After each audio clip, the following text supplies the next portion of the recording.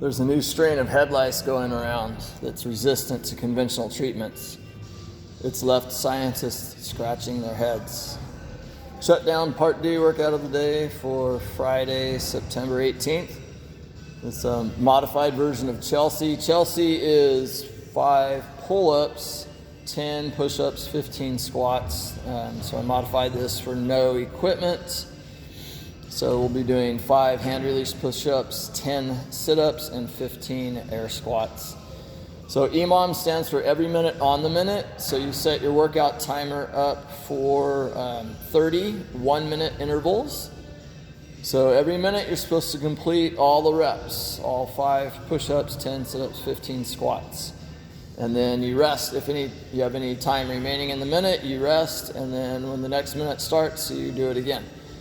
So what I recommend is if you cannot finish all the reps in 1 minute, then you start cutting back on the reps. So maybe after so many minutes, you're starting to get fatigued and you can't finish all of the squats in time. So maybe the next round you do 4 push-ups, 8 sit-ups, and 12 squats.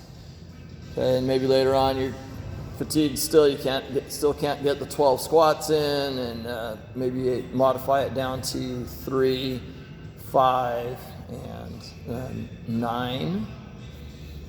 So just kind of do that. So you should have a little bit of rest time, not a lot, but a little bit of rest time at the end of each minute before you start the next minute. So shouldn't be like a continuous type of deal.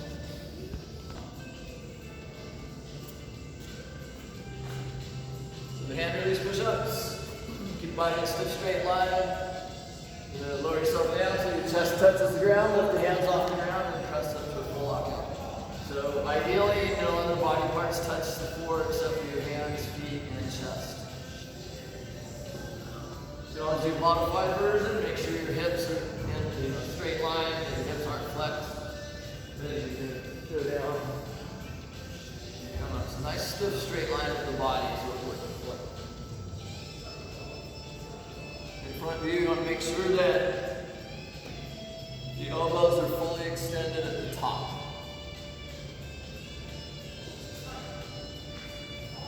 Sit-ups. Then you start with your hands touching the floor.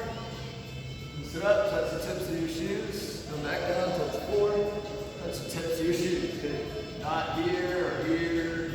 It's got to be there. You can also do the butterfly version where you put the soles of your shoes together and you get your heels pretty close to your butt.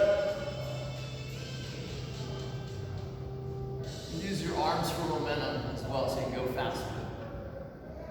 Okay, if start to get too tight, you can also modify to crunches. So the low back stays on the ground, you don't have to reach up and touch anything.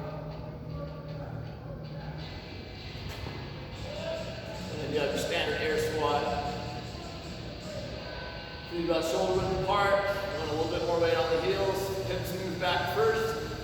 Raise the arms up over the head. Squat down. Crease the hip below the top of the knee. Okay. And come up full extension at the top. So nice straight line finish. Okay. Try to keep the knees behind the toes if possible. Front view. I forgot to clean my knees from burpees earlier. Okay, so feet about shoulder width apart. Pointed out, angled out slightly. You want your feet and your knees pointing the same direction. And the knees track over the feet.